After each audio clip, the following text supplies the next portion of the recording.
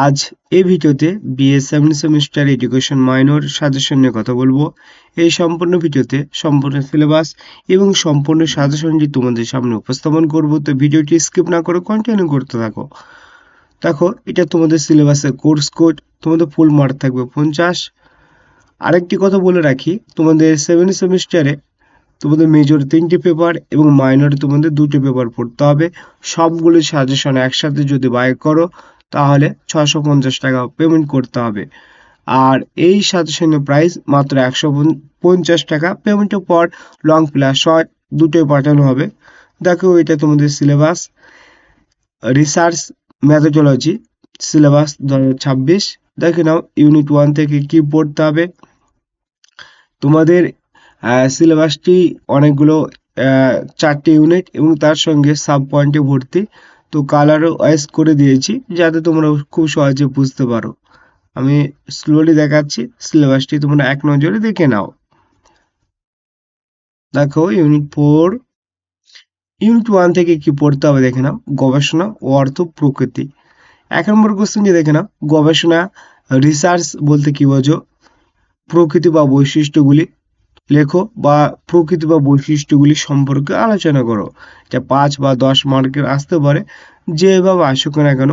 পরীক্ষা খাতায় লিখে আসলে 5-এ 5 এবং 10-এ 10 নম্বর পাবে। 2 নম্বর কোশ্চেনটি দেখে নাও। গবেষণার সমস্যা চিহ্নিত, আইডেন্টিফিকেশন অফ রিসার্চ প্রবলেম। করণ বলতে কি বোঝো? গবেষণা মূল্যবান সমস্যাগুলি উল্লেখ করো। কোশ্চেনটি যেভাবে আসুক না কেন, পরীক্ষা খাতায় লিখে আসলে 5-এ 5 এবং 10-এ 10 নম্বর পাবে।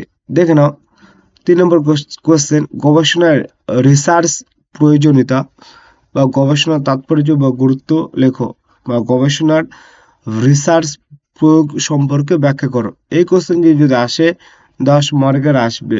ঠিক আছে, এই কোশ্চেনটি খুবই ইম্পর্টেন্ট কোশ্চেন। তো তোমরা এই কোশ্চেনটি মুখস্থ করতে ভুলবে না। আশা করা যায় এই কোশ্চেনটি তোমাদের এক্সামে আসবে। 4 নম্বর কোশ্চেনটি দেখে নাও। শিক্ষাক্ষেত্রে গবেষণার গুরুত্ব বা প্রয়োজনীয়তা লেখো। 5 নম্বর কোশ্চেনটি দেখে নাও। এক আদর্শ গবেষণার নির্ণায়ক বা মানদণ্ডগুলি লেখো বা আলোচনা করো বা সংক্ষেপে আলোচনা করো। যদি 5 মার্কে আসে তাহলে বলো সংক্ষিপ্ত ভাবে উল্লেখ করো বা সংক্ষেপে লেখো। দেখো, 1 নম্বর তোমাদের আরেকটি কথা বলে দিই। 1 নম্বরটা আমি তোমাদের খুব সুন্দর করে দেখিয়েছি। দেখে নাও ইউনিট 2।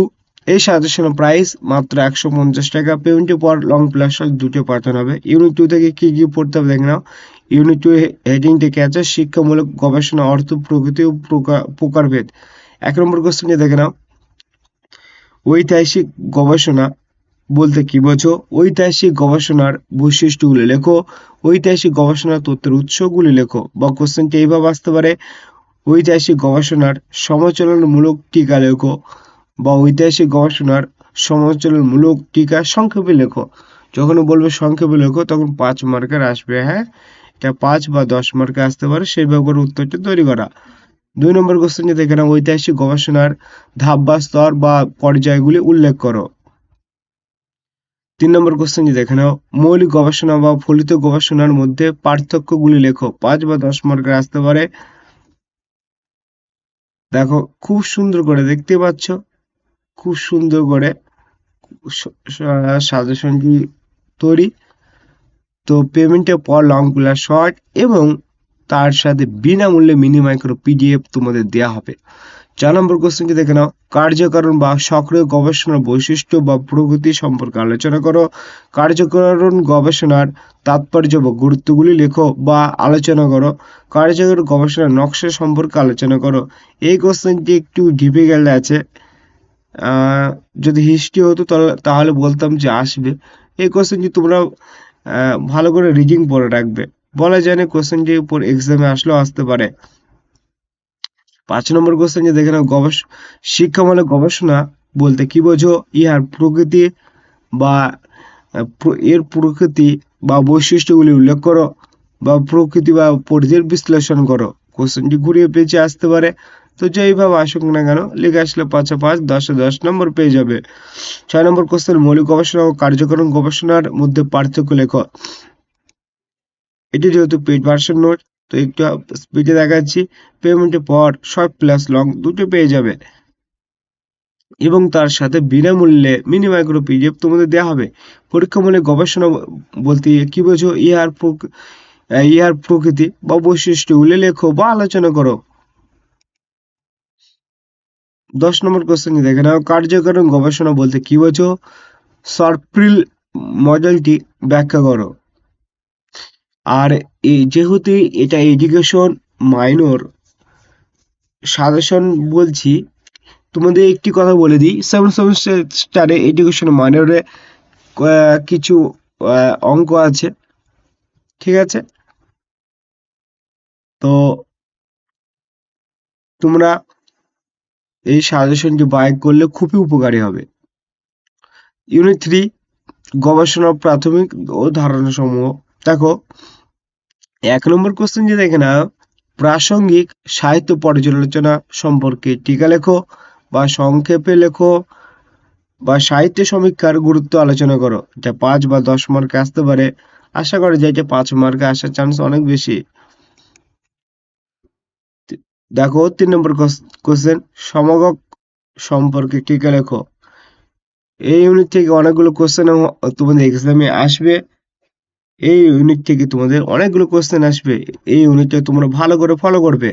বিভিন্ন ধরনের নমুনায়নের কৌশলগুলি ব্যাখ্যা করো বা নমুনায়নের শ্রেণী বিভাগগুলি ব্যাখ্যা করো বা সংক্ষেপে আলোচনা করো। কোশ্চেনটি এই ইউনিট থেকে বেশি কোশ্চেন তোমাদের এক্সামে আসবে। দেখো আদর্শ বা ভাল নমুনা নির্ণয়গুলি আলোচনা করো বা ব্যাখ্যা করো।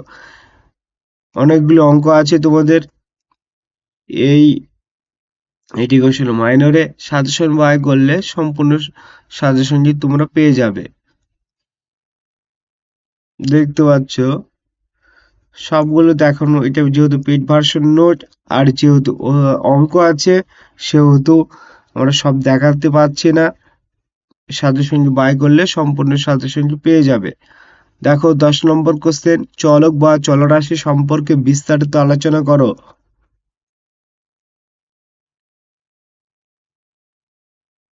2 নম্বর কোশ্চেন দেখে নাও, তথ্য সংগ্রহের পদ্ধতি বলতে কি বোঝো? এর তাৎপর্য ব্যাখ্যা করো। আর অনেক স্টুডেন্ট আমাদের কাছ থেকে জানতে চায় যে বা এক্সামের আগে আগে যে সকল স্টুডেন্ট এই ভিডিও নোটটি দেখে বা দেখো, তোমাদের মনে একটি প্রশ্ন আসে, কোনগুলো এখন বেশি টাইম নেই, কোনগুলো পড়বো? তো প্রতিটা ইউনিটে প্রথম 4টে কোশ্চেন ভালো করে ঠোঁটস্থ করবে, ওর মধ্য থেকে আসবে। আর বাকি 3টে কোশ্চেন তোমরা মোটামুটি ভালো করে রিডিং পড়ে আসবে। এই কোশ্চেনটি দেখে নাও, 4 নম্বর কোশ্চেন, রেটিং স্কেল সম্পর্কে টিকা লেখো। এই কোশ্চেনটি খুবই ইম্পর্টেন্ট কোশ্চেন। রেটিং স্কেল সম্পর্কে টিকা লেখো। এই কোশ্চেনটি ঠোঁটস্থ করে যাবে তোমরা। সব দেখাতে পারলাম না কোশ্চেনটি। দেখতে পাচ্ছ অনেকগুলো অঙ্ক আছে। হ্যাঁ, সাজেশনটি বাই করলে তোমরা আহ, এই সাজেশনটি পেয়ে যাবে, লং প্লাস শর্ট পাবে আর তার সাথে বিনামূল্যে মিনি মাইক্রো পিডিএফ তোমাদের দেওয়া হবে।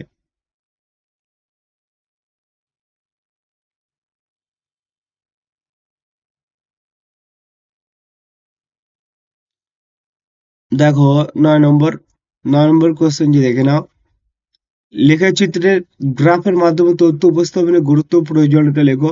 যারা ক্লাস 10-এ মাধ্যমিকে দেখো তোমরা জানো যে গ্রাফ থাকে। লেখচিত্রে গ্রাফ মাধ্যমে তথ্য উপস্থাপনের গুরুত্ব বা প্রয়োজনীয়তা লেখো। লেখচিত্রের মাধ্যমে তথ্য উপস্থাপনের সুবিধা অসুবিধা লেখো। তোমাদের বলেছিলাম যে এবার এডুকেশন মাইনরে তোমাদের কিছু অঙ্ক আছে। কয়েকটি অঙ্ক আমি তোমাদের স্কিপ করেছি, কারণ এটা পেড ভার্সন নোট, সমস্ত কিছু দেখাতে পারছি না। 12 নম্বর কোশ্চেন যে দেখে নাও, শিক্ষাগত গবেষণা তথ্য বা উপাত্ত বলতে কি বোঝো? 13 নম্বর কোশ্চেন যে দেখে নাও,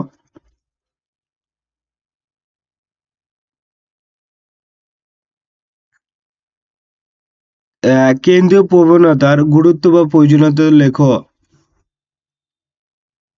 তো এই ছিল ভিডিও। এই সাজেশনের পেজ সংখ্যা 95 যদি মিনি মাইক্রো পিডিএফ করা হয় তাহলে 18 পেজে চলে আসবে। ঠিক আছে, thank you for watching this video.